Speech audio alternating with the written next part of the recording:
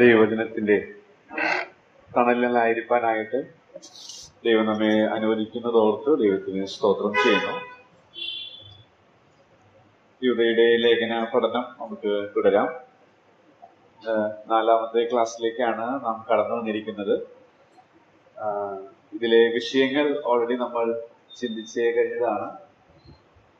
പ്രധാനമായിട്ടും സത്യവിശ്വാസം മുറുകെ പിടിച്ച് വിശ്വസ്തയോടെ നിലനിൽക്കുക എന്നുള്ളതാണ് പ്രധാനപ്പെട്ട തീമായിട്ട് നമ്മൾ എടുത്തത്. അതെങ്ങനെ എടുത്തെന്നൊക്കെ ഞാൻ പറഞ്ഞു. അതിലെ ആദ്യത്തെ 2 വാക്യങ്ങൾ സുരക്ഷിതത്വം നമുക്ക് വായിക്കുമ്പോൾ തന്നെ മനസ്സിലാക്കാൻ സാധിക്കും. അതിന് സഹായകരമായിട്ടുള്ള ചില പദപ്രയോഗങ്ങൾ അവിടെയുണ്ട്. അപ്പോ എന്തുകൊണ്ട് സുരക്ഷിതരാണ് എന്നുള്ളതും അതിന്റെ മറുപടി നമുക്ക് ആ ഭാഗങ്ങളിൽ നിന്ന് ചിന്തിക്കാനായിട്ട് സാധിക്കും. അതിൽ നിന്ന് നമുക്ക് ഇനി വിശാലമായിട്ട് പോകാൻ സാധിക്കുമെങ്കിൽ ഞാനത് ഒരു ഔട്ട്ലൈൻ എന്നുള്ള നിലയിൽ പറഞ്ഞു വിടുകയാണ്. രണ്ടാമത് നമ്മൾ ചിന്തിച്ചത് 3ഉം 4ഉം വാക്യങ്ങളെ അടിസ്ഥാനമാക്കി ദൈവത്തിന്റെ ആത്മാവിനെ കീഴ്പ്പെടുന്ന യൂദയും ദുരുപദേഷ്ടാക്കന്മാർ, ദൈവത്തെ അനുസരിക്കാതിരിക്കുന്ന ദുരുപദേഷ്ടാക്കളും. അപ്പോ ഒരു ചിത്രം നമ്മുടെ മനസ്സിലേക്ക് കൊണ്ടുവരുന്നത്, അല്ലെങ്കിൽ ഒരു സത്യം നമ്മെ ഓർപ്പിക്കുന്നത് അനുസരണമുള്ളവരാണ്. അപ്പൊ എന്തുകൊണ്ട് അനുസരണമുള്ളവരാകണം എന്നുള്ളതിന്റെ 4 കുറിപ്പുകൾ നമ്മൾ 3ഉം 4ഉം വാക്യങ്ങളിൽ നിന്ന് ചിന്തിക്കാനായിട്ട് ഇടയായിട്ട് തീർന്നു. അങ്ങനെയാണ് നമ്മൾ അവസാനത്തെ ക്ലാസ്സിലെ ചിന്തിച്ച് നിർത്തിയത്.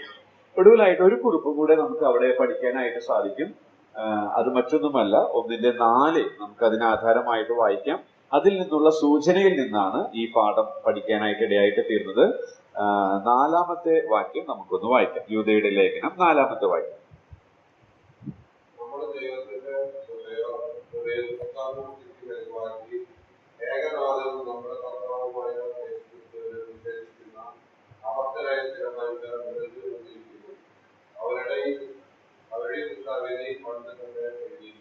ഓക്കെ, അപ്പോ 4ാമത്തെ വാക്യം നമ്മൾ വായിക്കുമ്പോൾ ഒരു എതിരാളി എന്നുള്ള ആ പദം നമുക്ക് അവിടെ കാണാൻ സാധിക്കുന്നില്ല. പിന്നെ എങ്ങനെ നമുക്ക് മനസ്സിലാക്കാം ഈ സത്യം ആ 4ാമത്തെ വാക്യം പറയുന്നുണ്ട് എന്നുള്ളത്? അതിനെന്നെ സഹായിച്ചത് ഈ എതിരാളിയാൽ അല്ലെങ്കിൽ എതിരാളി എന്ന് വെച്ചാൽ പിശാച് എന്നുള്ളതാണ് അർത്ഥം. അപ്പൊ പിശാചിനാൽ സ്വാധീനിക്കപ്പെട്ടവരുടെ സ്വഭാവ സവിശേഷതയാണ് 4ാമത്തെ വാക്യത്തിൽ നമുക്ക് കാണുന്നത്. അവരെന്താ ചെയ്യുന്നത്? ദൈവത്തിന്റെ കൃപയെ ദുഷ്കാമവൃത്തിക്ക് ഹേതുവാക്കാൻ, അശുദ്ധ ജീവിതം നയിക്കാനായിട്ട്, അതായത് അവർക്ക് ഇഷ്ടമുള്ള രീതിയിൽ ജീവിക്കാനായിട്ട് അവർ തീരുമാനിക്കുകയാണ്. മാത്രമല്ല ഏകനാഥനാണ് കർത്താവ്, പക്ഷെ അത് അവർ അംഗീകരിക്കുന്നില്ല. അതുകൊണ്ടാണ് യൂദ എടുത്തു പറയുന്നത് ഏകനാഥൻ. അവർ പറയുന്നത് കർത്താവിന്റെ കർത്തൃത്വം അനുസരിക്കുന്നില്ല, അംഗീകരിക്കുന്നില്ല. അപ്പൊ അതുകൊണ്ട് എന്താ ഗുണം? കർത്താവിന്റെ അംഗീകരിച്ചാൽ കർത്താവിനെ അനുസരിച്ച് ജീവിക്കണം. കർത്താവ് ഏകനാഥനാണ്, എന്റെ ഏകനാഥനാണെന്ന് ഒരു വ്യക്തി അംഗീകരിച്ചാൽ ആ കർത്താവിന്റെ കർത്തൃത്വത്തിനെ കീഴ്പ്പെട്ട് ജീവിക്കണം. അപ്പൊ ദുരുപദേഷ്ടാക്കൾ ചെയ്യുന്നത് അവൻ ഏകനാഥനൊന്നുമല്ല, ഞങ്ങളുടെ കർത്താവൊന്നുമല്ല എന്നുള്ള സത്യം, എന്നുള്ള ഉപദേശം അവർ പഠിപ്പിക്കുകയാണ്. അപ്പൊ അവർക്ക് ഇഷ്ടമുള്ളതുപോലെ ജീവിക്കാൻ ആരെയും അനുസരിക്കേണ്ടതായിട്ട് ഇല്ല. അപ്പൊ മാത്രമല്ല, മറ്റൊരു പ്രയോഗം നാം വായിക്കുന്നത് നുഴഞ്ഞു വന്നിരിക്കുന്നു. ആ പ്രയോഗമാണ് എതിരാളി എന്നുള്ള സത്യത്തിൽ എന്നെ നയിച്ചത്. നുഴഞ്ഞു വരിക എന്നുള്ളത് വരുമ്പോൾ എന്താ നമ്മുടെ മനസ്സിലേക്ക് ഓർമ്മ വരുന്നത്? നുഴഞ്ഞു വരിക എന്ന് പറയുമ്പോൾ ഏത് ഭാഗത്തിലേക്കാണ് നമ്മുടെ ശ്രദ്ധ പോകുന്നത്? ഉൽപ്പത്തി പുസ്തകം 3ാം അധ്യായത്തിലേക്ക്. എടുക്കേണ്ടതില്ല, നമുക്കറിയാം. ഏദൻ തോട്ടത്തിൽ പാമ്പിന്റെ രൂപത്തിൽ പിശാച് നുഴഞ്ഞു വന്നു, ഹവ്വയെ ഉപായത്താൽ ചതിച്ചു. ആ നുഴഞ്ഞു വന്നിരിക്കുന്നു എന്നുള്ള പ്രയോഗമാണ് എതിരാളി ഉള്ളതിനാൽ എന്നുള്ള സത്യം ഓർപ്പിച്ചത്. അപ്പൊ എന്തുകൊണ്ട് നമ്മൾ അനുദിന ജീവിതത്തിൽ അനുസരണമുള്ളവരാകണമെന്ന് ചോദിച്ചാൽ നമുക്കൊരു എതിരാളി ഉണ്ട് എന്നുള്ളത് നമുക്കിവിടെ നിന്ന് പഠിക്കാനായിട്ട് സാധിക്കും. ഈ എതിരാളി ഉണ്ട് എന്നുള്ളതിൽ നിന്ന് ചില കാര്യങ്ങൾ ഒന്ന് ഓർപ്പിക്കാനായിട്ട് ഞാൻ ആഗ്രഹിക്കുന്നു. ഒന്നാമത്, ദുഷ്കാമവൃത്തിക്ക് ഹേതുവാക്കി. 4ാമത്തെ വാക്യത്തിൽ നാം വായിച്ചു ദുഷ്കാമവൃത്തിക്ക് ഹേതുവാക്കി. അപ്പൊ അതിൽ നിന്ന് ഒരു പാഠം പഠിക്കാനായിട്ട് ആഗ്രഹിക്കുന്നത്, ഈ ദുരുപദേഷ്ടാക്കന്മാർ അല്ലെങ്കിൽ എതിരാളിയെ അനുസരിച്ച് ജീവിക്കുന്നവരുടെ ജീവിതമാണല്ലോ 4ാം വാക്യത്തിൽ കാണുന്നത്. അവരുടെ ഒരു പ്രത്യേകത തെറ്റായ ആഗ്രഹമുള്ളവരാണ്. ദുഷ്കാമ വൃത്തിക്ക് ഹേതുവാക്കി എന്നുള്ളതിൽ നിന്ന് നമുക്കത് ഗ്രഹിക്കാം. അതിന്റെ മൂലഭാഷയിലെ അർത്ഥം ഇപ്രകാരമാണ്: ധാർമ്മികമായി ഒരു നിയന്ത്രണവും വേണ്ട. ധാർമ്മികമായി ഒരു നിയന്ത്രണവും വേണ്ട. മറ്റൊരു ആശയം കൂടെ അതിനുണ്ട്.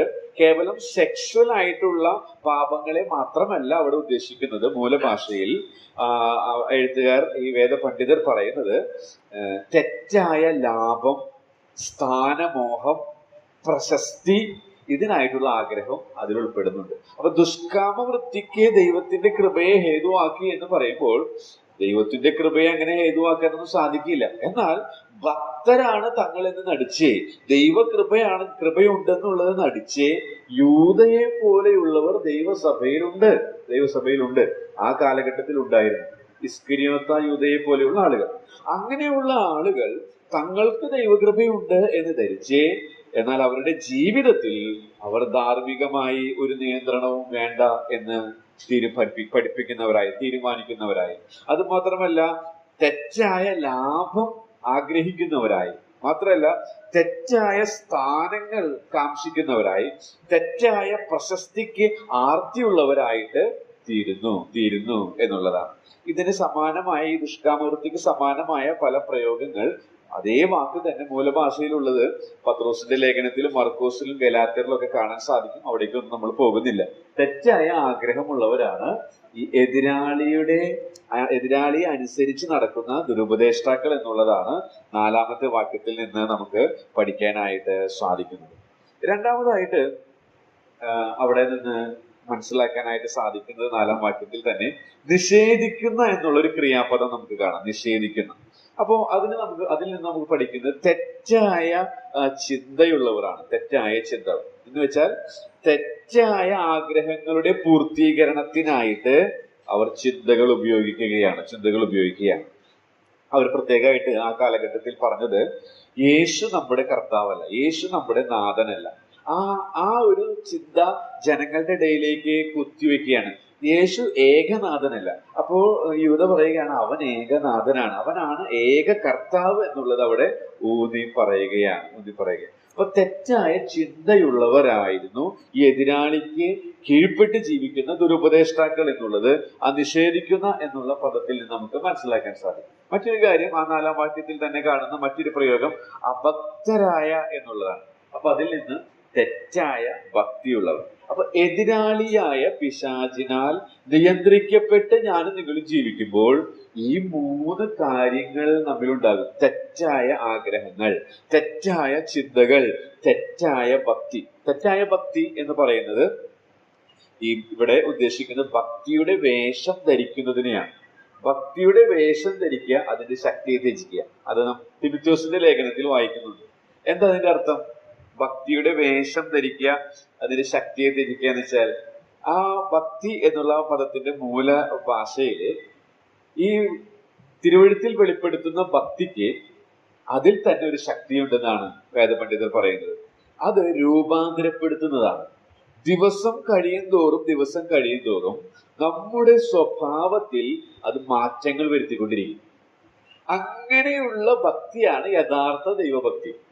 അപ്പൊ നമ്മുടെ സ്വഭാവത്തിൽ, ജീവിതത്തിൽ രൂപാന്തരം വരുത്താത്ത ഭക്തിയൊക്കെ കപടഭക്തിയാണ്. അപ്പൊ ഇവിടെ ഈ സഭയിലുള്ള 1-ാം നൂറ്റാണ്ടിലെ യൂദ ഈ ലേഖനം എഴുതുമ്പോൾ ഈ അപകടം ശരിക്കും സെൻസ് ചെയ്യാണ്. സഭയിൽ ഭക്തിയുണ്ടെന്ന് പറയുകയും അവരുടെ ജീവിതത്തിൽ ഭക്തിയുടെ വേഷം ധരിക്കുകയും ചെയ്യുകയാണ്. യഥാർത്ഥ ഭക്തിയുടെ ലക്ഷണങ്ങൾ കാണുന്നില്ല. അപ്പൊ യഥാർത്ഥ ഭക്തിയുടെ ലക്ഷണങ്ങൾ കാണാത്തത് കൊണ്ട് അവർ പിശാചിന്, എതിരാളിയാൽ സ്വാധീനിക്കപ്പെട്ട് ജീവിക്കുന്നവരാണ് എന്നുള്ളത് അവിടെ വെളിപ്പെടുത്തുകയാണ്. അപ്പൊ നമ്മുടെ ജീവിതത്തിൽ നമുക്കും ഈ അപകടം വരാം.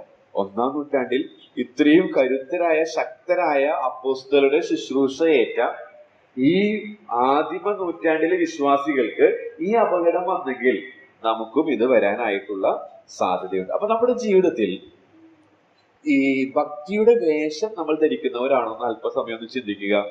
എങ്ങനെ നമുക്കറിയാം ഭക്തിയുടെ വേഷം ധരിക്കുന്നതാണെന്ന്? നമ്മുടെ ജീവിതത്തിൽ രൂപാന്തരമില്ലെങ്കിൽ, അനുദിനം നമ്മളെ കീഴ്പ്പെടുത്തുന്ന പാപ സ്വഭാവങ്ങളെ നമുക്ക് ജയിക്കാൻ സാധിക്കുന്നില്ലെങ്കിൽ, ഉറപ്പ് നമ്മൾ ഭക്തിയുടെ വേഷം ധരിക്കുന്നവരാണ്. ഇവിടെയുള്ള ഒരു പ്രയോഗം എന്നെ ചിന്തിപ്പിച്ചു. നുഴഞ്ഞു വരിക. അപ്പൊ ദൈവസഭയിൽ നുഴഞ്ഞു വരുന്ന കാര്യമാണ്. നമുക്കറിയാം, ഈ കാലഘട്ടത്തിൽ പ്രത്യക്ഷത്തിൽ ദുരുപദേഷ്ടാക്കന്മാർ ഇങ്ങനെ നേരിട്ട് നമ്മുടെ സഭകളിലേക്ക് വരുന്നൊന്നുമില്ല. എന്നാൽ ഏദൻ തോട്ടത്തിൽ പിശാച് ചെയ്തതുപോലെ നുഴഞ്ഞു വരുന്നുണ്ട്. അതെങ്ങനെയാ നുഴഞ്ഞു വരുന്നത്? ഞാനത് ചിന്തിച്ചപ്പോൾ എന്റെ മനസ്സിലേക്ക് വന്നത് ഇന്നത്തെ മീഡിയ സോഷ്യൽ മീഡിയകളിലൂടെ, യൂട്യൂബ് ആയാലും അതുപോലെയുള്ള മറ്റ് മീഡിയകളിലൂടെ തെറ്റായ രീതിയിലുള്ള ആശയങ്ങൾ പിശാച് ഏദൻ തോട്ടത്തിൽ പാമ്പിന്റെ രൂപത്തിൽ നുഴഞ്ഞു വന്നതുപോലെ നമ്മുടെ മനസ്സിലേക്ക് നമ്മളറിയാതെ തന്നെ കടന്നു വരുന്നുണ്ട്. അത് നമ്മുടെ യുവജനങ്ങളുമായി സംസാരിക്കുമ്പോൾ, യുവതികളുമായി സംസാരിക്കുമ്പോൾ, അല്ല നമ്മുടെ പ്രായവും പക്വതയും ഒക്കെ ഉണ്ടെന്ന് നമ്മൾ ധരിക്കുന്ന വളരെ വർഷം പഴക്കമുള്ള ദൈവജനവുമായിട്ട് നമ്മൾ ഇടപഴകുമ്പോൾ നമുക്കത് മനസ്സിലാക്കാനായിട്ട് സാധിക്കും. അപ്പൊ എതിരാളി വളരെ തന്ത്രശാലിയാണ്. നേരിട്ട് വന്നു കഴിഞ്ഞിട്ടുണ്ടെങ്കിൽ നമുക്ക് പെട്ടെന്ന് ദുരുപദേശമൊക്കെ അറിയാം. പ്രത്യേകിച്ച് നമ്മള് വചനം ചെറുപ്പം തൊട്ട് പഠിക്കുന്നത് കൊണ്ട് തെറ്റായ ഉപദേശങ്ങളെ തിരിച്ചറിയാൻ എളുപ്പത്തിൽ നമുക്ക് സാധിക്കുന്നുണ്ട്. അപ്പൊ പിശാച് ചെയ്യുന്ന മറ്റൊരു തന്ത്രമാണ് നുഴഞ്ഞു വരിക. സോഷ്യൽ മീഡിയ വളരെ തന്ത്രപരമായി, വിജയകരമായി അവൻ ഉപയോഗിക്കുന്നുണ്ട്. അപ്പൊ ഇതൊന്നും ഉപയോഗിക്കണ്ട എന്നുള്ളതല്ല, എന്നാൽ ഉപയോഗിക്കുമ്പോൾ അതിന്റെ സ്വാധീനത്താൽ വലഞ്ഞു പോകാതെ എതിരാളിയാൽ കീഴ്പ്പെടുത്തപ്പെടുന്ന ഒരു അവസ്ഥയിലേക്ക് നമ്മൾ വരാതെ നമ്മെ തന്നെ സൂക്ഷിക്കേണ്ടത് ആവശ്യമാണ് എന്നുള്ളത് നാം അറിഞ്ഞിരിക്കാം. ഞാനൊരു എഴുത്തുകാരന്റെ കോട്ട് ഒന്ന് വായിച്ച് തുടർന്ന് മുന്നോട്ട് പോകാമെന്ന് വിചാരിക്കും. ഇവിടെ യൂത പോരാടണം എന്നുള്ള കാര്യമാണ് പറയുന്നത്. അതായത് ഒരു യുദ്ധത്തിന്റെ ചിത്രം നമ്മുടെ മനസ്സിലേക്ക് വരുമ്പോൾ അദ്ദേഹം എഴുതിയിരിക്കുന്നത് ഇങ്ങനെയാണ്: ശത്രുവിനെ അറിയണം. ഒരു യുദ്ധത്തില് അല്ലെങ്കിൽ ഒരു പോരാട്ടത്തിൽ ഏറ്റവും പ്രധാനമായ പ്രമാണങ്ങളിൽ ഒന്ന് ശത്രുവിനെ അറിയണം. അപ്പൊ ഒരു യുദ്ധം ചെയ്തുകൊണ്ടിരിക്കുമ്പോൾ ശത്രുവിനെ കുറിച്ച് ധാരാളം വിവരങ്ങൾ നമുക്കുണ്ടെങ്കിൽ അവനെ കീഴ്പ്പെടുത്താനായിട്ട് ഈസി ആയിട്ട് സാധിക്കും. വളരെ കുറച്ച് അറിവുള്ളെങ്കിൽ ശത്രു നമ്മളെ കീഴ്പ്പെടുത്തുന്നത്. അപ്പൊ തിരുവെഴുത്തുകളിലാണ് ഈ ശത്രുവിന്റെ തന്ത്രങ്ങളെ കുറിച്ച് വളരെ കൃത്യമായി, വ്യക്തമായ ആഴത്തിൽ രേഖപ്പെടുത്തിയിരിക്കുന്നത്. അപ്പൊ ഈ തിരുവെഴുത്തുകളെ കുറിച്ചിട്ടുള്ള നിശ്ചയം, അല്ലെങ്കിൽ തിരുവെഴുത്തുകളാൽ ഹൃദയം നിറയ്ക്കപ്പെടുന്ന ഒരു അനുഭവം നമ്മളില്ലെങ്കിൽ തീർച്ചയായിട്ടും ശത്രുവിന്റെ തന്ത്രങ്ങൾ നമ്മൾ അറിയാത്തവരായി പരാജയപ്പെട്ടു പോകാൻ ഇടയായിട്ട് തീരും. വർഷങ്ങൾക്ക് മുൻപ് ഞാൻ നിങ്ങളുടെ സഭയിൽ ചെയ്ത ഒരു വചന ശുശ്രൂഷ ഇതിനോടുള്ള ബന്ധത്തിൽ യോജിച്ചു പോകുന്നത് കൊണ്ട് അത് വേഗത്തിലൊന്ന് കുറിപ്പുകളൊന്ന് ഇതിനോടുള്ള ബന്ധത്തിലൊന്ന് പറഞ്ഞ് പോവാനായിട്ട് ആഗ്രഹിക്കുകയാണ്. ശത്രു അല്ലെങ്കിൽ എതിരാളി വ്യക്തിപരമായി ഇടപെട്ട 4 സന്ദർഭങ്ങളുണ്ട്. അത് വേഗത്തിലൊന്ന് കാണിക്കാം, കൂടുതൽ വിശദീകരിക്കുന്നില്ല. 4 സന്ദർഭങ്ങൾ പ്രധാനമായിട്ടുള്ളത് വേഗത്തിലൊന്ന് ഒറ്റയടിക്ക് കാണിക്കുകയാണ്. ഓക്കെ, ഒന്നാമത്തെ നമുക്ക് അറിവുള്ളതാണ്. അത് മറ്റാരുമല്ല, ഹൗവ. ഉൽപ്പത്തി പുസ്തകം 3-ാം അധ്യായത്തിൽ. അപ്പൊ പിശാച് വ്യക്തിപരമായി, അല്ലെങ്കിൽ എതിരാളി വ്യക്തിപരമായി പ്രത്യേകം ശ്രദ്ധിക്കണം. ശത്രു അവൻ പേഴ്സണലായി അറ്റാക്ക് ചെയ്യുന്നവനാണ്. അങ്ങനെ ചെയ്ത 4 സന്ദർഭങ്ങളെ തിരുവെഴുത്തിലുള്ളൂ. അതെന്റെ ശ്രദ്ധയിൽപ്പെട്ടു. അതൊന്ന് ഞാനൊന്ന് മനസ്സിലാക്കാൻ ശ്രമിച്ചു. അത് വർഷങ്ങൾക്ക് മുൻപ് ഞാനത് ശുശ്രൂഷ ചെയ്തതാണെങ്കിലും ഈ ഭാഗം പഠിച്ചപ്പോൾ ഇതിനോട് യോജിച്ചു പോകുന്നതുകൊണ്ട് അത് ഞാനൊന്ന് എടുത്തു എന്ന് മാത്രമേ ഉള്ളൂ. ഉൽപ്പത്തി പുസ്തകം 3-ാം അധ്യായത്തിലാണ് ഒന്നാമത്തെ വ്യക്തിപരമായ ശത്രുവിന്റെ ആക്രമണം കാണുന്നത്. ആ ആക്രമണത്തിൽ തന്നെ ഈ ലോക ചരിത്രത്തിന്റെ ഗതി മാറാനിടയായിട്ട് തീർന്നു. അവിടെ പിശാച് ലക്ഷ്യം വെച്ചത് ഒരു വ്യക്തിയുടെ, അല്ലെങ്കിൽ നമ്മുടെ മനസ്സിനെ ആയിരുന്നു. ഹൗവയുടെ മനസ്സിനെ ആയിരുന്നു. അത് വിശദമായിട്ട് ഞാൻ പറയാൻ, അത് ഓരോ വാക്യങ്ങൾ എടുത്ത് പറയുമ്പോഴാണ് കൃത്യമായിട്ട് മനസ്സിലാകുക. പക്ഷെ നമ്മുടെ പഠനം അതല്ലല്ലോ. അപ്പൊ അതുകൊണ്ട് തന്നെ അത് ജസ്റ്റ് ഒന്ന് ഓടിച്ച് പറഞ്ഞു പോകുന്നു എന്ന് മാത്രമേ ഉള്ളൂ. മനസ്സിനെ ലക്ഷ്യം വെക്കുകയാണ്. അവിടെ ശത്രു ഉപയോഗിച്ച വെപ്പൺ, ടൂൾ എന്ന് പറയുന്നത് ബോഷ്ക്. അത് ആ ചരിത്രം അറിവുള്ളത് കൊണ്ട് ഇതിനോടൊക്കെ നിങ്ങളുടെ മനസ്സിലേക്ക് അത് വരുന്നുണ്ടായിരിക്കും. പിന്നെ അവന്റെ പർപ്പസ് എന്തായിരുന്നു? അവന്റെ ഉദ്ദേശം എന്തായിരുന്നു? ദൈവഹിതം അറിയാതെ പോകും. ഇതായിരുന്നു അവന്റെ ഉദ്ദേശം. അപ്പൊ ഒന്നാമത് ശത്രു വ്യക്തിപരമായി അറ്റാക്ക് ചെയ്ത ഒന്നാമത്തെ രംഗം ഉൽപ്പത്തി പുസ്തകം 3-ാം അധ്യായത്തിൽ നമ്മൾ കാണുന്നുണ്ട്.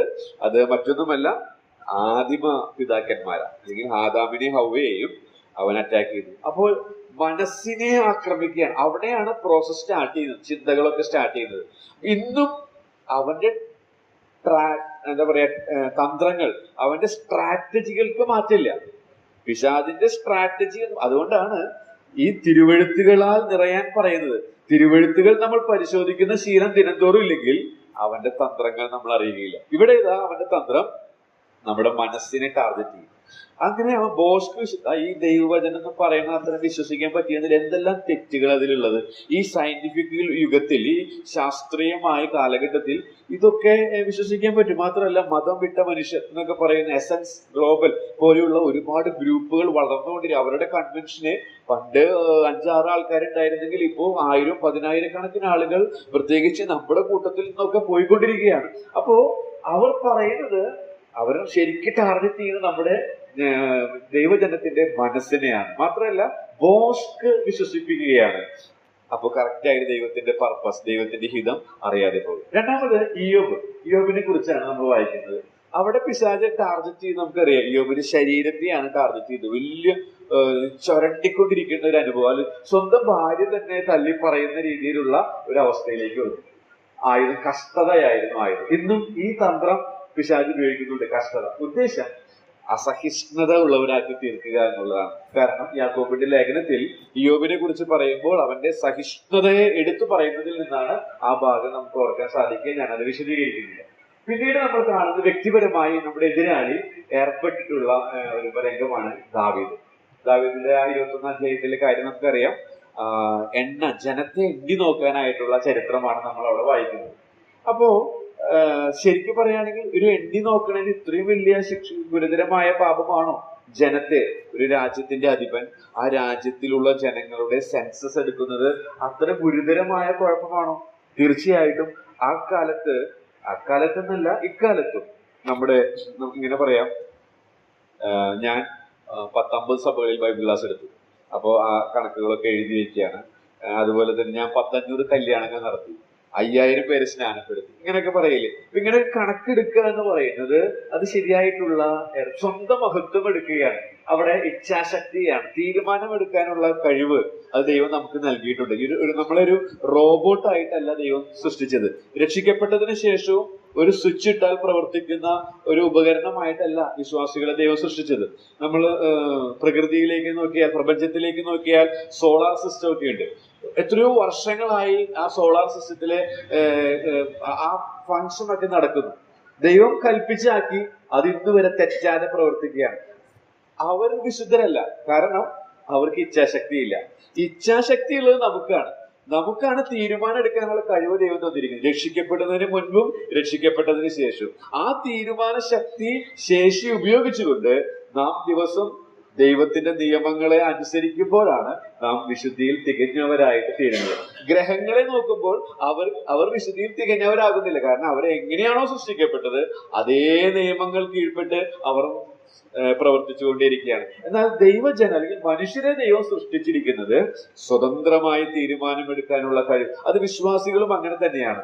നാമും ദിനംതോറും നമുക്ക് നേരിടുന്ന പരീക്ഷകളിൽ ദൈവം വെച്ച നിയമങ്ങളെ മനഃപൂർവമായി അനുസരിക്കുമ്പോൾ, ആ നിയമങ്ങളെ മനഃപൂർവമായി നമ്മെ തന്നെ വിധേയപ്പെടുത്തുമ്പോൾ നാം അവന്റെ വിശുദ്ധി പ്രാപിച്ച് മുന്നേറാനായിട്ട് ഇടയായിട്ട് തീരും. ദാവീദിന് അവിടെ പരാജയപ്പെട്ടു. അവൻ സ്വന്തം ശക്തിയിൽ നിഗളമുള്ളവനായിട്ട് തീർന്നു, സ്വയത്തിൽ ആശ്രയിക്കുന്നവനായി തീർന്നു. അതിൽ പിശാച് വിജയിച്ചു.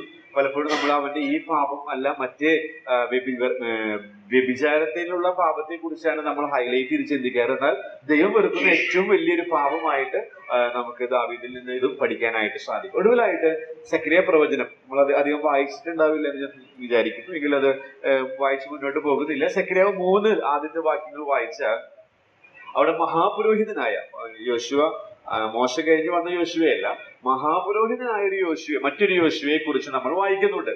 അവിടെ ടാർഗറ്റ് ചെയ്ത് അവന്റെ ഹൃദയമാണ്. അവന്റെ ഹൃദയം അപവാദം പറയുക എന്നുള്ളതാണ്. അവന്റെ വസ്ത്രത്തിൽ അഴുക്ക് കണ്ടപ്പോൾ അതിനെക്കുറിച്ച് അപവാദം ദൈവസന്നിധിയിൽ പറയാൻ പോയ പിശാചിനെ കുറിച്ചാണ് നമ്മൾ അവിടെ വായിക്കുന്നത്.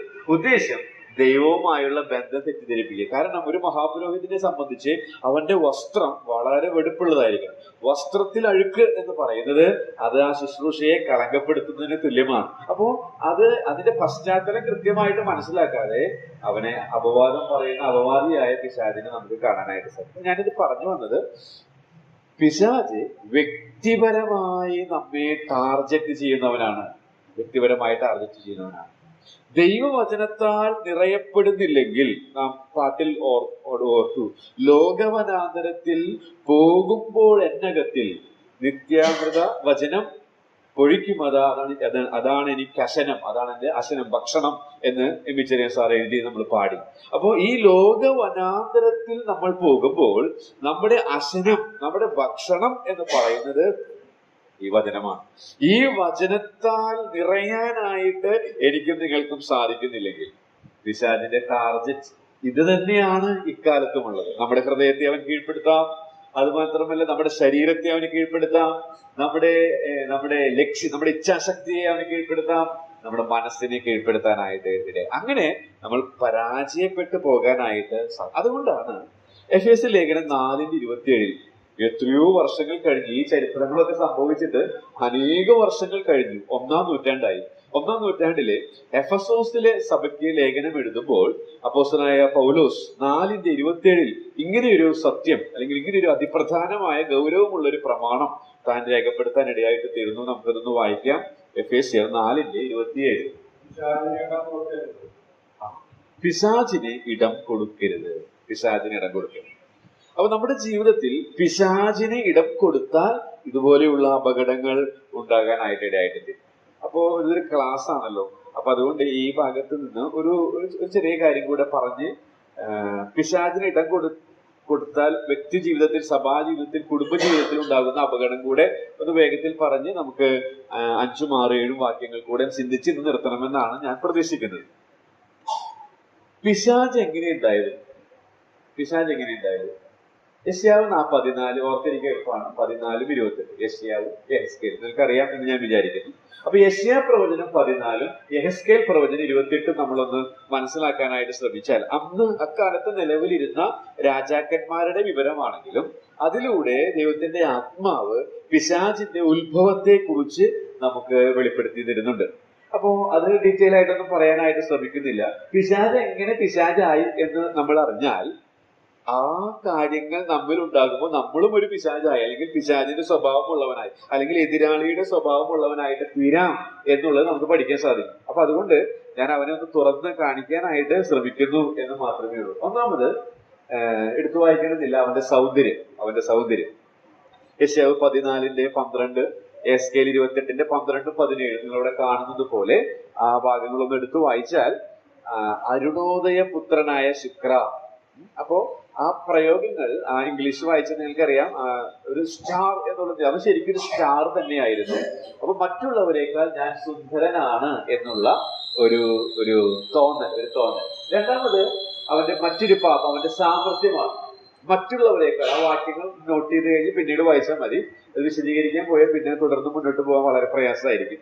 അവന്റെ സാമർഥ്യം, അതായത് അവന്റെ കഴിവിലുള്ള അവന്റെ അഹങ്കാരം, അതുപോലെ അവന്റെ സ്ഥാനവും വളരെ വലുതായിരുന്നു. അവനേക്കാൾ ഉയർന്ന ദൈവം മാത്രമേ ഉണ്ടായിരുന്നുള്ളൂ.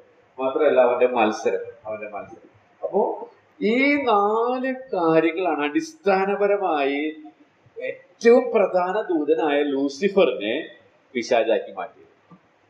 അപ്പോ പിശാചിന് ഇടം കൊടുക്കരുത് എന്നുള്ള പ്രമാണം നാം തിരുവെഴുത്തിൽ കാണുമ്പോൾ ഇത് നമ്മിൽ ഉണ്ട് എങ്കിൽ നമ്മളും അവന്റെ സ്വഭാവമുള്ളവരായിട്ട് ജീവിക്കുന്നവരാണ്. ഒന്നാമത് നമ്മുടെ സൗന്ദര്യം, അതായത് മറ്റുള്ളവരെക്കാൾ ഞാൻ കേമനാണ് എന്നുള്ള ഭാവം നമ്മിലുണ്ടെങ്കിൽ നാം പിശാചിനെ പോലെയുള്ളവരാണ്. 2, നമ്മുടെ സാമർഥ്യം, മറ്റുള്ളവരെക്കാൾ കഴിവുള്ളവനാണ്. സൗന്ദര്യം മാത്രമല്ല, കഴിവ് എനിക്കുണ്ടെന്നൊരു തോന്നലുണ്ടായി. അങ്ങനെ നമ്മൾ ധരിപ്പിക്കാൻ ശ്രമിക്കുമ്പോൾ പിശാചിന്റെ ക്യാരക്ടറാണത്. അടുത്തത് അവന്റെ സ്ഥാനത്തിനായുള്ള ആർത്തി. ഈ മറ്റുള്ള ദൂതന്മാരെക്കാളൊക്കെ ഞാൻ ഉയർന്നവനാണ്, എനിക്ക് മുകളിൽ ദൈവം മാത്രമേ ഉള്ളൂ, അതുക്ക് മേലെ എനിക്ക് വേണം, അത്യുന്നതിന് സമനാകണം, അതിന്റെ മീതെ എന്റെ സിംഹാസനം വെക്കണം എന്നൊരു തോന്നില്ല. അത് ഭാഗം വായിച്ചാൽ നമുക്ക് അറിയാൻ സാധിക്കും. അപ്പോ ആ ഒരു ഭാവം അത് അവന് പിശാചായി. അപ്പൊ ഈ ഭാവം നമ്മിലുണ്ടെങ്കിൽ നമ്മളും അപകടത്തിലാണ്. അവന്റെ മത്സരം, ദൈവത്തിന്റെ അധികാരത്തിന് കീഴ്പ്പെടാൻ സാധിക്കാതെയുള്ള അവന്റെ മത്സരം. അപ്പൊ ഇത് നമ്മുടെ ജീവിതത്തിൽ കടന്നു വരാനായിട്ടുള്ള സാധ്യതയുണ്ട്. അങ്ങനെ വരുമ്പോൾ നമ്മൾ പിശാചിന് ഇടം കൊടുക്കുകയാണ് എന്നുള്ളത് നാം ഓർത്തിരിക്കേണ്ടത് ആവശ്യമാണ്. എങ്ങനെയാണ് അവൻ ഇടമെടുക്കുന്നത്? വേഗത്തിലൊന്ന് പറഞ്ഞ് നമുക്ക് മുന്നോട്ട് പോകാം. പിശാച് എങ്ങനെയാണ് എന്റെയും നിങ്ങളുടെയും ജീവിതത്തിൽ ഇടമെടുക്കുന്നത്? വ്യക്തി ജീവിതത്തിൽ, കുടുംബ ജീവിതത്തിൽ, സഭാ ജീവിതത്തിൽ. ഇതൊന്ന് പറഞ്ഞ് ഞാൻ അടുത്ത പാഠത്തിലേക്ക് കടക്കാമെന്ന് ഞാൻ വിചാരിക്കുക. എങ്ങനെയാണ് പിശാച് നമ്മുടെ ജീവിതത്തിൽ ഇടമെടുക്കാനായിട്ട് ഇടയായി? ഒന്നാമത് വ്യക്തി ജീവിതത്തിലാണ്. അപ്പൊ വ്യക്തി ജീവിതത്തിൽ ഇപ്പൊ ഞാൻ എന്റെ ജീവിതാനുഭവമായിട്ടെന്ന് വെച്ചാൽ വളരെ നമ്മുടെയൊക്കെ അനുഭവങ്ങളായിട്ടൊന്ന് ചേർത്ത് പറഞ്ഞിട്ട് പോകണം. കാരണം വെറുതെ കുറെ ആശയങ്ങളും കുറിപ്പുകളും പഠിച്ചതുകൊണ്ട് നമുക്ക് പ്രയോജനമില്ല. ഇതെങ്ങനെ നമുക്ക് പ്രാക്ടിക്കലായിട്ട് ചെയ്യാൻ സാധിക്കും? അങ്ങനെയെങ്കിൽ മാത്രമേ നമ്മുടെ ആത്മീക ജീവിതം പുഷ്ടി പ്രാപിക്കുകയുള്ളൂ. ബൈബിൾ വായിക്കാൻ നേരമില്ല. ഒരു ഉദാഹരണം കേട്ടോ, ബൈബിൾ വായിക്കാൻ നേരമില്ല. അങ്ങനെയുള്ള ഒരു ദിവസം 24 മണിക്കൂർ നമുക്ക് കിട്ടുന്നു. കഴിഞ്ഞ ഒരാഴ്ച നമുക്ക് വേണമെങ്കിൽ ഒരു കാൽക്കുലേറ്റ് ചെയ്യാൻ എടുക്കാം. കഴിഞ്ഞ ഒരാഴ്ച ബൈബിൾ വ്യക്തിപരമായി വായിക്കാൻ സാധിച്ചോ? എന്നാൽ അങ്ങനെ സാധിച്ചില്ലെങ്കിലും മറ്റു കാര്യങ്ങൾ, സോഷ്യൽ മീഡിയയിലും മറ്റുള്ള കാര്യങ്ങളിലൊക്കെ ധാരാളം നമുക്ക് സമയം ചെലവഴിക്കാൻ സാധിക്കും.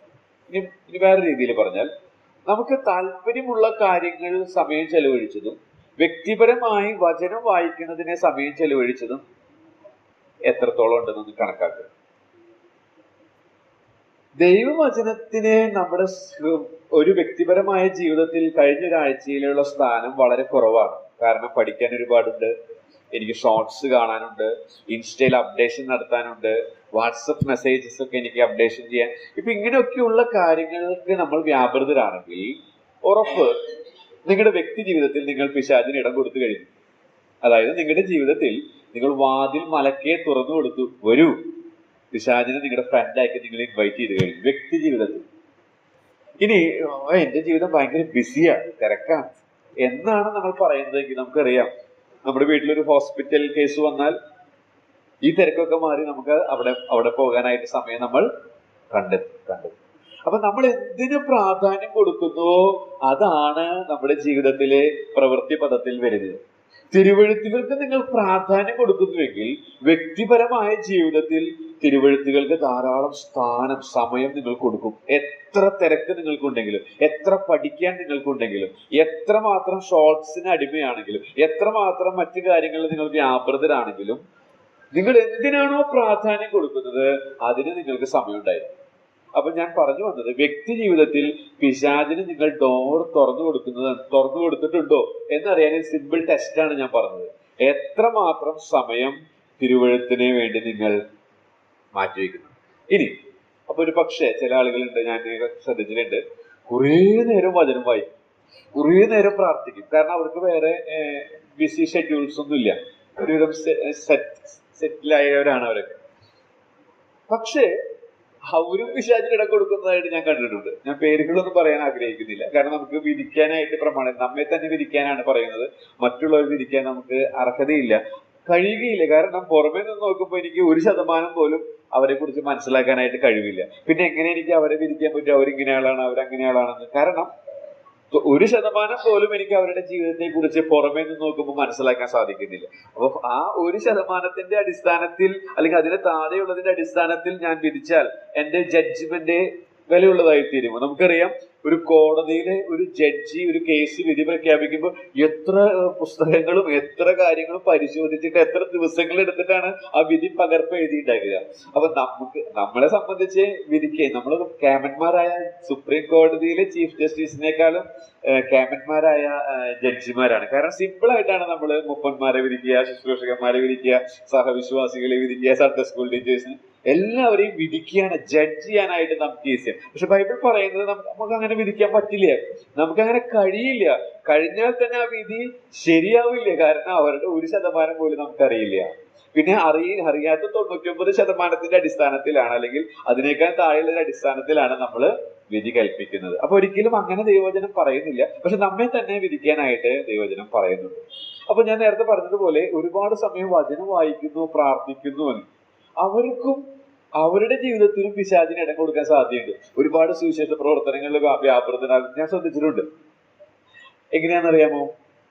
അവര് ഒരു മെക്കാനിക്കലായിട്ട് അത് ചെയ്യാണ്. കാരണം അവർക്കറിയാം, സുവിശേഷ പ്രവർത്തനങ്ങളിൽ ഏർപ്പെട്ടിട്ടുണ്ടെങ്കിൽ നമ്മുടെ സുവിശേഷ വിഹിത കോളത്തിൽ ഒരു അംഗീകാരം കിട്ടും. കുറെ നേരം പ്രാർത്ഥിക്കുന്ന ഒരു സഹോദരനാണ് സഹോദരിയാണെന്നുണ്ടെങ്കിൽ അംഗീകാരം കിട്ടും. കുറെ നേരം വചനം വായിച്ചു, സ്വന്തം മനസാക്ഷിയെ തൃപ്തിപ്പെടുത്തി. പക്ഷെ അപ്പോഴും പിശാചിന് ഇടം കൊടുക്കുകയാണ്. എങ്ങനെയാണെന്നറിയാമോ? നാം ചെയ്യുന്നത് കർത്താവ് അടുത്തുണ്ട് എന്നുള്ള സെൻസ് ചെയ്യാതെ യാന്ത്രികമായി മണിക്കൂറുകളോളം പ്രാർത്ഥിച്ചിട്ടും, യാന്ത്രികമായി മണിക്കൂറുകളോളം സുവിശേഷം അറിയിച്ചിട്ടും, യാന്ത്രികമായി മണിക്കൂറോളം വചനം പറഞ്ഞിട്ടും പഠിപ്പിച്ചിട്ടും ഒരു പ്രയോജനമില്ല. എന്റെ അടുത്ത് കർത്താവുണ്ട്. ഇപ്പൊ നമ്മൾ പാട്ട് പാടി. ഈ പാട്ട് ചെറുപ്പം തൊട്ട് പാടുന്നല്ല, ആനന്ദമാനന്ദമേ ജീവിതം ആനന്ദമാനന്ദം. നമ്മള് ചെറുപ്പം തൊട്ട് തന്നെ, ജനിച്ചപ്പോ തൊട്ട് തന്നെ ഇങ്ങനെ കേട്ടുകൊണ്ടിരിക്കുന്ന പാട്ടാണ്. അതേ സെൻസിലാണ് നമ്മൾ ഇവിടെ വന്നിരുന്ന എല്ലാ ദിവസവും, എല്ലാ ആഴ്ചയിലും കർത്തൃമേശയിൽ എപ്പോഴൊക്കെ ഇങ്ങനെ പാടുന്നതെങ്കിൽ അതുകൊണ്ടൊരു പ്രയോജനമില്ല. കർത്താവ് എന്റെ അടുത്തുണ്ട് എന്നുള്ളത് സെൻസ് ചെയ്യാൻ സാധിക്കണം. ഞാനത് പ്രാക്ടീസ് ചെയ്യാനായിട്ട് ശ്രമിക്കുകയാണ്. 24 മണിക്കൂർ വിജയിക്കാൻ എന്റെ അവസ്ഥയാണ്, വിജയിക്കുന്നില്ല. ഞാനൊരു LKG ലെവലില് അതിനേക്കാൾ കയറാൻ ആഗ്രഹിക്കുകയാണ്. 24 മണിക്കൂറിൽ എത്ര സമയം എനിക്കത് പ്രാക്ടീസ് ചെയ്യാൻ സാധിക്കും? എന്റെ അടുത്ത് കർത്താവുണ്ട്. എന്റെ കർത്താവ്, നേരത്തെ ഞാൻ പറഞ്ഞു പ്രാക്ടീസ് ചെയ്യുന്ന ഒരു കാര്യമാണ് ക്രൂശിക്കപ്പെട്ടിരിക്കുന്നത്. ഞാൻ ക്രൂശിക്കപ്പെട്ടിരിക്കുന്നു. അടുത്ത് നമ്മൾ പ്രാക്ടീസ് ചെയ്യേണ്ട ഒരു കാര്യമാണ് കർത്താവ് എന്റെ അടുത്തുണ്ട് എന്ന് സെൻസ് ചെയ്ത് ജീവിക്കാൻ. യോസേഫിന് അത് സാധിച്ചത് കൊണ്ടാണ് അവൻ കൃതാർത്ഥനായത്, വിജയിച്ചത്. നമുക്കും അത് സാധിക്കണം. ഇല്ലെങ്കിൽ പിശാചിന് ഇടം കൊടുക്കാം. അപ്പോ നമ്മൾ വലിയ ഭക്തരാണെന്നുള്ള ലിസ്റ്റ് അത് പാലിച്ചത് കൊണ്ട് പിശാചിന് ഇടം കൊടുക്കാതിരിക്കുന്നില്ല. ഇനി ദൈവവചനം വായിക്കാതെയും ധ്യാനിക്കാതെയും ബിസിയുള്ളവരായിട്ട് തീർന്നാലും പിശാചിന് ഇടം കൊടുക്കാതെ വ്യക്തി ജീവിതത്തിൽ പിശാചിന് ഇടം കൊടുക്കുന്നത് പ്രധാനമായും കർത്താവ് എന്റെ അടുത്തുണ്ടെന്ന് സെൻസ് ചെയ്തുകൊണ്ട് പാടാനും, സെൻസ് ചെയ്തുകൊണ്ട് പ്രസംഗിക്കാനും, ശുശ്രൂഷകൾ ചെയ്യാനും നമുക്ക് സാധിക്കും. അതിൽ എത്രമാത്രം നമ്മൾ വിജയിച്ചിട്ടുണ്ട് കഴിഞ്ഞ നാളുകളിൽ. വാസ്തവമായി നാം നമ്മെ തന്നെ വിരിച്ചാൽ അതിൽ പരാജയപ്പെട്ടവരാണ് എന്നുള്ളത് എങ്ങനെ മനസ്സിലാക്കാൻ സാധിക്കും? നമ്മുടെ പ്രവൃത്തികളിലൂടെ സാധിക്കും. ഞാൻ പണ്ട് കേട്ടൊരു ഉപദേശിക്കഥ പറയാനായിട്ട് ആഗ്രഹിക്കുകയാണ്. ഈ പ്രാക്ടിക്കൽ കാര്യം പറയുമ്പോഴാണ് സമയം പോകണം. എങ്കിലും ഞാനത് പറയാനായിട്ട് ആഗ്രഹിക്കുന്നു. യോഗം കഴിഞ്ഞു വന്ന് ദമ്പതികൾ തമ്മിൽ ഉഗ്ര പോരാട്ടമാണ്. പൗലോസും ബർന്നബാസും പോലെ ഉഗ്രവാദമാണ് വീട്ടിൽ, ഭയങ്കര. അപ്പോഴാണ് പുറത്ത് കോളിംഗ് ബെല്ല് കേട്ടത്. നിങ്ങൾ കേട്ടിട്ടുള്ളതായിരിക്കും. കോളിംഗ് ബെല്ല് കേട്ടപ്പോൾ സഡൻ ബ്രേക്ക് ഇട്ട പോലെ ഉഗ്രവാദം സ്റ്റോപ്പായി. ആ ജനാലയുടെ അവിടെ ചെന്ന് കർട്ടൻ നീക്കി നോക്കിയപ്പോൾ എൽഡറാണ്, സഭയിലെ മൂപ്പനാണ്.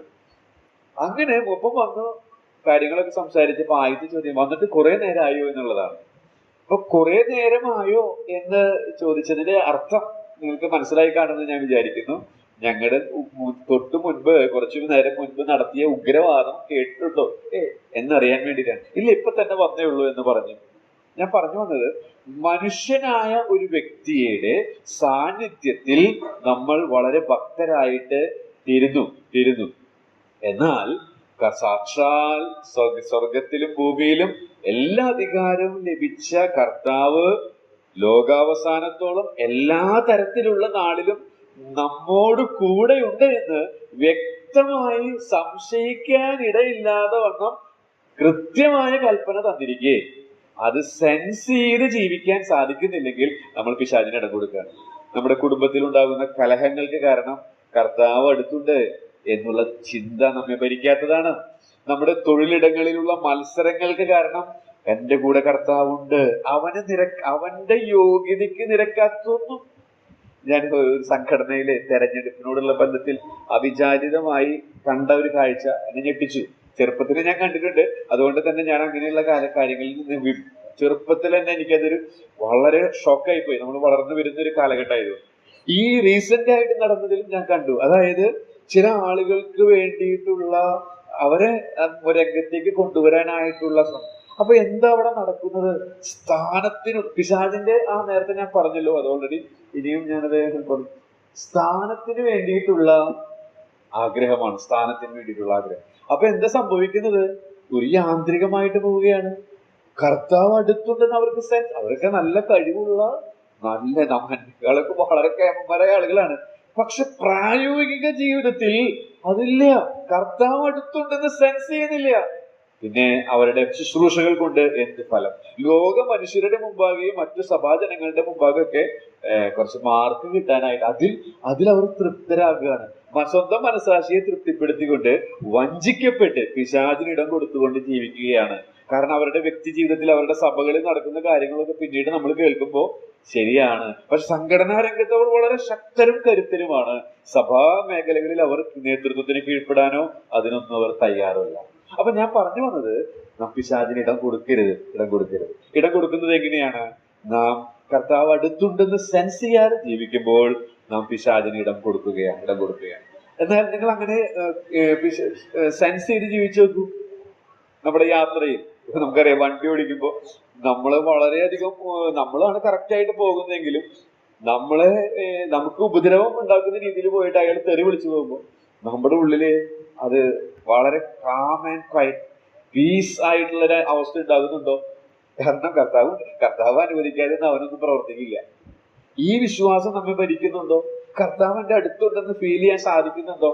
ഇല്ലെങ്കിൽ വേഗത്തിൽ തന്നെ അത് സ്റ്റാർട്ട് ചെയ്യുക. അങ്ങനെയുള്ളൊരു ശീലം വളർത്തിയെടുക്കുക. എന്റെ അടുത്ത് അവനുണ്ട്. ഒരു പക്ഷെ ഇപ്പോൾ LKG ലെവലാണെങ്കിൽ കാലം കഴിയുന്തോറും അതിൽ പുരോഗതി വരുമ്പോൾ അനുഗ്രഹീതമായ കുടുംബജീവിതം, വ്യക്തിജീവിതം, സഭാജീവിതം, സാമൂഹ്യ ജീവിതം നമുക്കുണ്ടാകും എന്നുള്ളതിന് യാതൊരു സംശയമില്ല. കുടുംബജീവിതത്തിൽ ഞാൻ കൂടുതൽ വിശദീകരിക്കുന്നില്ല. കുടുംബജീവിതത്തിലായാലും ഇവിടെ പിശാചിന് ഇടം കൊടുക്കരുത് എന്നുള്ള ഭാഗം നമ്മൾ വായിക്കുമ്പോൾ അവിടെ പറയുന്ന ഒരു കാര്യം, കോപിച്ചാൽ പാപം ചെയ്യരുത് എന്നുള്ളതാണ്. അപ്പോ കുടുംബത്തെ കുറിച്ച് പറയുമ്പോൾ എന്റെ മനസ്സിലേക്ക് വന്ന കോപമാണ്. എന്തുകൊണ്ടാണ് കോപം ഉണ്ടാകുന്നത്? ഞാൻ പ്രധാനപ്പെട്ട ആളാണ്, ഞാൻ ആഗ്രഹിക്കുന്ന കാര്യം ഇവിടെ നടന്നില്ല, അപ്പോഴുണ്ടാകുന്ന ഒരു അസ്വസ്ഥത. അതാണ് കോപം എന്ന് പറയുന്നത്. ഞാൻ ഇവിടുത്തെ പ്രധാനപ്പെട്ട ആളാണ്. കുടുംബത്തിൽ ഭാര്യ ഭർത്താക്കന്മാർ തമ്മിൽ കോപം ഉണ്ടാകുമ്പോൾ, അല്ലെങ്കിൽ സഭയിൽ കോപം ഉണ്ടാകുമ്പോൾ, വഴക്കുണ്ടാകുമ്പോൾ ഉണ്ടാകുന്ന കാര്യം ഇതാണ്. പക്ഷെ അതിനുള്ള സൊല്യൂഷൻ ഞാൻ നേരത്തെ പറഞ്ഞതുപോലെ കർത്താവ് അടുത്തുണ്ട് എന്നുള്ളത് സെൻസ് ചെയ്യാൻ സാധിച്ചാൽ യോസേഫിനെ പോലെ കൃതാർത്ഥനാകാനായിട്ട് ഇടയിൽ. സഭാജീവിതത്തിൽ മറ്റുള്ളവരെക്കാളൊക്കെ ഞാനാണ് ക്യാമൻ, എന്റെ ചിന്തകളാണ് സൂപ്പർ, എന്റെ ജീവിതം മാതൃകയാണ്, എന്റെ മക്കൾ മാതൃക. ഇതൊക്കെ ആവശ്യമാണെങ്കിലും അത് നമ്മെ ഭരിക്കരുത്. കർത്താവ് അടുത്തുണ്ടെന്നുള്ളത് സെൻസ് ചെയ്ത് ജീവിക്കാൻ നമുക്ക് സാധിച്ചാൽ തീർച്ചയായിട്ടും നമ്മുടെ ജീവിതം വളരെ അനുഗ്രഹീതമായി തീരും എന്നുള്ളതിന് യാതൊരു സംശയവുമില്ല. ഓക്കെ, അടുത്തതായിട്ട് ഞാൻ തുടർന്ന് മുന്നോട്ട് പോകാനായിട്ട് ആഗ്രഹിക്കുകയാണ്. നമ്മളിപ്പോ ഇതുവരെ ചിന്തിച്ചത് 4 വാക്യങ്ങളാണ്. എന്നാൽ നമുക്കറിയാം ഇനിയൊരു 3 പ്രധാന തലക്കെട്ട് കൊണ്ട് ഈ ലേഖനം കഴിക്കാനായിട്ട് സാധിക്കും. അപ്പൊ അതുകൊണ്ട് ഞാൻ കുറച്ചുകൂടി വേഗത്തിൽ പോകാം. ഇപ്പൊ നമ്മൾ ചിന്തിച്ചത് സത്യവിശ്വാസം മുറുകെ പിടിച്ച് വിശ്വസ്തരായ അനുസരണമുള്ളവരാണ് എന്നുള്ളതാണ്. അപ്പൊ അനുസരണം എങ്ങനെ ചിന്തിച്ചെന്നുള്ളത് ഞാൻ പറഞ്ഞു. എന്തുകൊണ്ട് അനുസരണമുള്ളവരാകണം എന്നുള്ളതിന്റെ 5 കുറിപ്പുകൾ പറഞ്ഞു. അതിൽ എതിരാളി എന്നുള്ളത് കുറച്ചധികം നേരം വിശദീകരിച്ചു. അത് കാരണം അത് നമ്മൾ അറിഞ്ഞിരിക്കണം. ഇല്ലെങ്കിൽ എത്ര വർഷങ്ങൾ വിശ്വാസ ജീവിതത്തിൽ പിന്നിട്ടാലും പിശാചിന് നിങ്ങൾ വാതിൽ തുറന്നു കൊടുത്തുകൊണ്ടുള്ള ജീവിതം അത് നിങ്ങൾ അപകടത്തിലേക്ക് നയിക്കും. അപ്പൊ നമ്മുടെ വ്യക്തി ജീവിതത്തിൽ വാതിൽ തുറന്നു കൊടുക്കരുത്, കുടുംബ ജീവിതത്തിൽ തുറന്നു കൊടുക്കരുത്, സഭാജീവിതത്തിൽ തുറന്നു കൊടുക്കരുത്. അങ്ങനെ തുറന്നു കൊടുത്താൽ ഉറപ്പായിട്ടും പരിണിത ഫലം വളരെ വളരെ ശോചനീയമായിരിക്കും എന്നുള്ളത് ഞാൻ ഓർപ്പിച്ച് മുന്നേറുവാനായിട്ട് ആഗ്രഹിക്കുക. അടുത്തായിട്ട് 5, 6, 7 വാക്യങ്ങൾ വായിച്ച് അതിലുള്ള സത്യങ്ങളൊന്ന് പറഞ്ഞ് നമുക്ക് ഇന്നത്തെ ക്ലാസ് അവസാനിപ്പിക്കാം. യൂദയുടെ ലേഖനം തന്നെ 5, 6, 7 വാക്യം.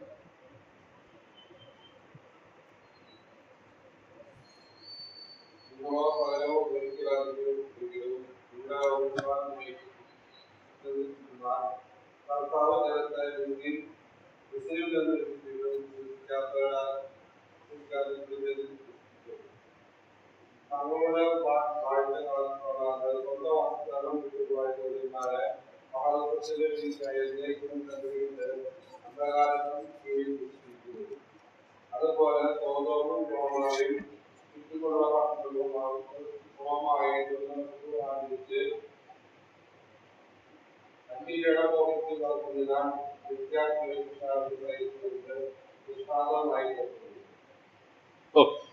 അപ്പൊ ഇവിടെ ഉള്ള പാഠം എന്ന് പറയുന്നത് ഒരിക്കൽ അറിഞ്ഞുവെങ്കിലും ഓർപ്പിപ്പാൻ, അതാണ് നമ്മുടെ ഇതിൽ വരുന്നത്. മറ്റൊരു ലളിതമായൊരു തർജ്ജമ നമ്മൾ വായിച്ചാൽ അവർക്ക് ഞാൻ നൽകുന്ന മറുപടി ഇതാണ്: ഈജിപ്ത് ദേശത്തു നിന്ന് ദൈവം ഒരു ജനതയെ മുഴുവൻ രക്ഷപ്പെടുത്തിയെങ്കിലും പിന്നീട് തന്നെ വിശ്വസിക്കാൻ അനുസരിക്കുകയും ചെയ്യാത്തവർ ഒന്നടങ്കം നശിപ്പിച്ചു കളഞ്ഞു എന്ന വസ്തുത ഓർത്തുകൊള്ളുവിൻ. ആ ഒരു ക്രിയാപദം ശ്രദ്ധിക്കുക. അടുത്തതായിട്ട് ഒരിക്കൽ നിർമ്മലരും വിശുദ്ധരുമായിരുന്നെങ്കിൽ പിന്നീട് ദുഷ്ടതയിലേക്ക് തിരിഞ്ഞ ദൂതന്മാരുടെ കഥയും ഞാൻ നിങ്ങളെ ഓർപ്പിച്ചു കൊള്ളുന്നു. 2 തവണ അത് ആവർത്തിച്ചു വരും. ഇനി 7ാമത്തെ വാക്യത്തിൽ വരുമ്പോൾ മറ്റൊരു കാര്യം കൂടെ നമുക്ക് കാണാനായിട്ട് സാധിക്കും. 7ാമത്തെ വാക്യത്തില് മറക്കരുത് എന്നുള്ള ഒരു പ്രയോഗം കൂടിയുണ്ട്. അപ്പൊ അതിൽ നിന്നാണ് അടുത്ത പാഠം പഠിക്കാനായിട്ട് ഇടയായിട്ട് തീരുന്നത്. ഓർക്കുന്നവരാണ്. അപ്പൊ നമ്മൾ 2 പ്രധാന തലക്കെട്ട് ചിന്തിച്ചു കഴിഞ്ഞു. 3ാമത്തെ തലക്കെട്ടാണ് 5ഉം 6ഉം 7ഉം വാക്യങ്ങളിൽ നമുക്ക് പഠിക്കാനായിട്ട് സാധിക്കുന്നത്. സത്യവിശ്വാസം മുറുകെ പിടിച്ച് വിശ്വസ്തരായവർ ഓർക്കുന്നവരാണ്. എന്താണ് ഓർക്കുന്നത്? നമുക്കറിയാം, പൗലോസ് തന്നെ ഈ മിസ്രയീമ്യരുടെ അനുഭവം വിശദീകരിച്ചുകൊണ്ട് 1 കൊരിന്ത്യർ 10 പറയുന്നുണ്ട്, ഇതൊക്കെ നമ്മുടെ ബുദ്ധി ഉപദേശത്തിനാണ്. അപ്പോ ഓർക്കുന്നവരാണെന്ന് പറയുമ്പോൾ ഇതൊക്കെ നമ്മുടെ ബുദ്ധി ഉപദേശത്തിന് എഴുതിയതാണെന്ന് ഓർക്കണം. എന്തൊക്കെ ഓർക്കണം? ഈ 3 ചരിത്ര സംഭവങ്ങളിൽ നിന്ന് 3 കാര്യങ്ങൾ ഓർക്കാനായിട്ട് സാധിക്കും. ഒന്ന്, അവിശ്വാസത്തിന്റെ അപകടം. 5ാമത്തെ വാക്യം പറയുന്നത് അവിശ്വാസത്തെ കുറിച്ചാണ്. നിങ്ങളോ സകലവും ഒരിക്കൽ അറിഞ്ഞുവെങ്കിലും നിങ്ങൾ ഓർപ്പിക്കുക ഇച്ഛിക്കുന്നതെന്നാൽ കർത്താവ് ജനത്തെ മിസ്രയീമിൽ നിന്ന് രക്ഷിച്ചിട്ടും വിശ്വസിക്കാത്തവരെ പിന്നത്തേതിൽ നശിപ്പിച്ചു. അപ്പോ അവിശ്വാസം എന്ന അപകടത്തെ കുറിച്ച് ഓർക്കണം. ഇതാണ് അവിടെ നമുക്ക് കാണാനായിട്ട് സാധിക്കുന്നത്. 2ാമത്തെ കാര്യം എന്ന് പറയുന്നത് 6ാമത്തെ വാക്യം, തങ്ങളുടെ വാഴ്ച കാത്തുകൊള്ളാതെ സ്വന്തം വാസസ്ഥലം വിട്ടുപോയ ദൂതന്മാരെ മഹാദിവസത്തിന്റെ വിധിക്കായി എന്നേക്കുമുള്ള ചങ്ങലയിട്ട് അന്ധകാരത്തിന് കീഴിൽ. നമുക്കറിയാം, ദൂതന്മാരുടെ പാപം നേരത്തെ നമ്മൾ ലൂസിഫറിന്റെ വായിച്ചു, നിഗളമാണ്, അഹങ്കാരമാണ്. 7ാമത്തെ വാക്യം വായിക്കുമ്പോൾ മറ്റൊരു കാര്യം നമുക്ക് കാണാൻ സാധിക്കും. സോദോം ഗോമോറയെ കുറിച്ചാണ് പറയുന്നത്. അവരുടെ അശുദ്ധിയാണ്, അല്ലെങ്കിൽ അധാർമികത എന്നുള്ളത്. ഇത് തന്നെ നമുക്ക് ഒരു 3-4 ക്ലാസ്സുകളായിട്ട് ഓരോന്നും ചിന്തിക്കാനായിട്ട് സാധിക്കെങ്കിലും ഇത് തന്നെ ജസ്റ്റ് ഒന്ന് പറഞ്ഞ് ഞാൻ നിർത്തുകയാണ്. അവിശ്വാസത്തിന്റെ അപകടം. നമ്മിൽ അവിശ്വാസം ഉണ്ട് എന്നുള്ളതിന്റെ ഞാൻ പ്രായോഗികതയിൽ ഊതിയിട്ടാണ് പറയുന്നത് കേട്ടോ. അപ്പൊ എന്താ വിശ്വാസം? അതൊക്കെ ഓൾറെഡി നമ്മൾ ചിന്തിച്ചതാണ്. അപ്പൊ നമ്മിൽ ഈ അവിശ്വാസത്തിന്റെ അപകടം ഉണ്ടോ എന്നുള്ളത് അറിയാനായിട്ട് ഒരു ടെസ്റ്റ് ഉണ്ട്. എന്താ ടെസ്റ്റ് എന്നറിയാമോ? നമ്മിൽ അവിശ്വാസത്തിന്റെ അപകടം, നമ്മളൊരു തെറ്റ് ചെയ്താൽ, നമുക്കറിയാം നമ്മൾ ആരും പൂർണ്ണരൊന്നുമല്ല. ഓരോ ദിവസവും നമ്മളുടെ കാലുകളിൽ അഴുക്ക് പറ്റി പിടിക്കും. അപ്പൊ നമ്മൾ ഓരോ ദിവസം കിടക്കുന്നതിന് മുൻപ് അന്നുണ്ടായ തെറ്റുകൾ, കുറവുകൾ ദൈവത്തോട് ഏറ്റുപറഞ്ഞ് സത്യസന്ധത പുലർത്തി നമ്മുടെ കഴുകൽ പ്രാപിച്ച് ശുദ്ധീകരണം പ്രാപിച്ച് നമ്മൾ കിടക്കും. അങ്ങനെയാണ് നിങ്ങളൊക്കെ ചെയ്യുന്നതെന്ന് ഞാൻ വിചാരിക്കുന്നു. ഇങ്ങനെ ചെയ്യുന്നില്ലെങ്കിൽ ആ ശീലം വളർത്തിയെടുക്കണം.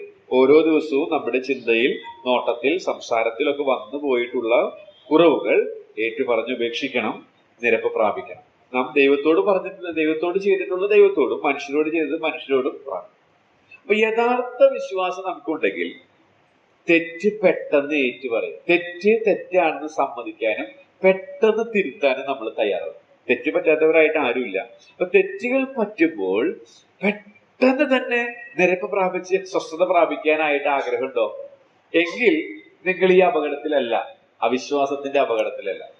എന്നാൽ തെറ്റുകൾ പറ്റിയാലും അത് കൊണ്ട് നടക്കണം. വലിയൊരു പാറ പോലെ നമ്മുടെ ഹൃദയത്തിൽ അനുഭവിച്ചുകൊണ്ട് ഇങ്ങനെ മുന്നോട്ട് പോവുകയാണെങ്കിൽ അതിന്റെ അർത്ഥം നിങ്ങൾ അവിശ്വാസത്തിൽ നടക്കുകയാണ്. അത് ഡേഞ്ചറാണ്.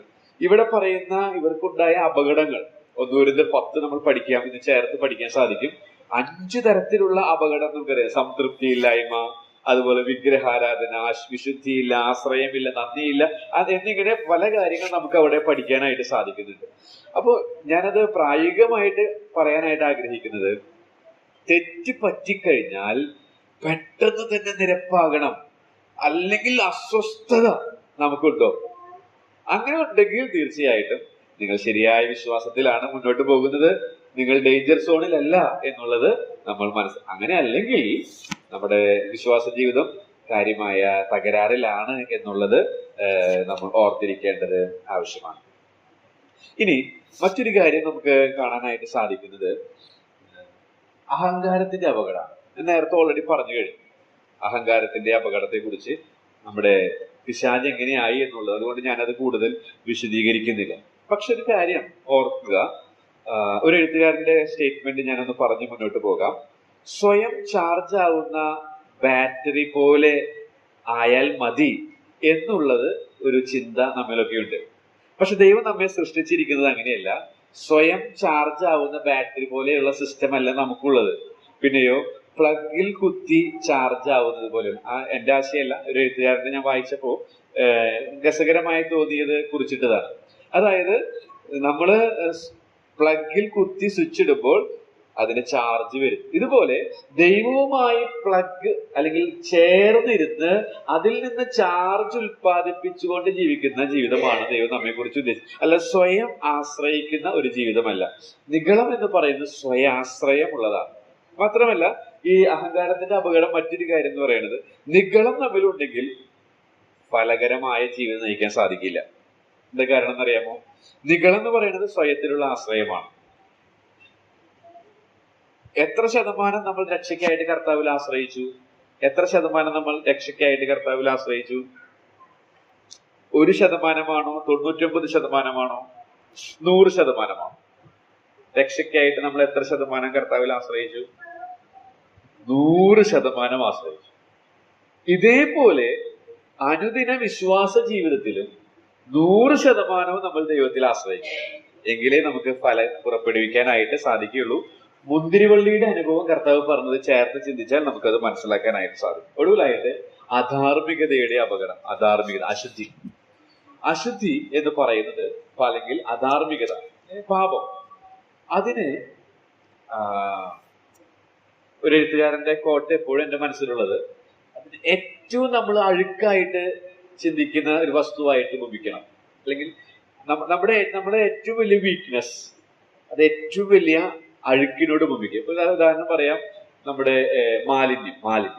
നമ്മൾ ഒരിക്കലും നമ്മുടെ മാലിന്യം നമ്മുടെ മേത്ത് വെച്ചുകൊണ്ട് ഇതെന്റെ സ്വന്തം മാലിന്യമാണ് എന്ന് വെച്ചുകൊണ്ട് നമ്മൾ ഒരിക്കലും പുറത്തിറങ്ങി നടക്കുകയില്ല. നമുക്കറിയാം, അത് ദേഹത്തായി കഴിഞ്ഞാൽ എത്ര പെട്ടെന്ന് ക്ലീൻ ആവാനാണ് നമ്മൾ നോക്കുക. ഇതുപോലെ അശുദ്ധി, അധാർമികതയെ അങ്ങനെ കാണാനായിട്ട് നമുക്ക് സാധിക്കും. നാം ഏറ്റവും വെറുക്കുന്ന ഒരു കാര്യമായിട്ട് അശുദ്ധിയെ കാണാനായിട്ട് സാധിക്കും. ദുരുപദേഷ്ടാക്കന്മാർ അങ്ങനെയുള്ളവരല്ല.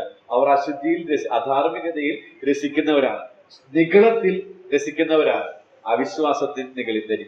അതെല്ലാം അപകടകരമാണെന്നുള്ളത് അവർ ഓർക്കുന്നില്ല. എന്നാൽ യൂദ ഓർപ്പിക്കുകയാണ്, പ്രിയരെ, നിങ്ങള് ഈ ചരിത്ര സംഭവങ്ങൾ എഴുതിയിരിക്കുന്നത് നമ്മുടെ ബുദ്ധി ഉപദേശത്തിനാണെന്ന് ഓർക്കണം. ദുരുപദേഷ്ടാക്കന്മാരായ ആളുകൾ അതൊന്നും ഓർക്കുന്നില്ല. അവർ ഇതെല്ലാം എൻജോയ് ചെയ്തുകൊണ്ട് ജീവിക്കും. എന്നാൽ സത്യവിശ്വാസം മുറുകെ പിടിക്കുന്നവർ, അവർ ഓർക്കണം, കഴിഞ്ഞു പോയ ചരിത്ര സംഭവങ്ങൾ നമ്മുടെ ബുദ്ധി ഉപദേശത്തിനാണ്. അങ്ങനെ ഓർക്കുന്നവരായിട്ട് തീരുമ്പോഴാണ് ഈ അപകടങ്ങളെ അതിജീവിക്കാനായിട്ട് നമുക്ക് സാധിക്കും. അതിനായിട്ട് വചനം പറഞ്ഞ എന്നെയും കേട്ട നിങ്ങളെയും ദൈവത്തിന്റെ ആത്മാവ് സഹായിക്കുമാണ്.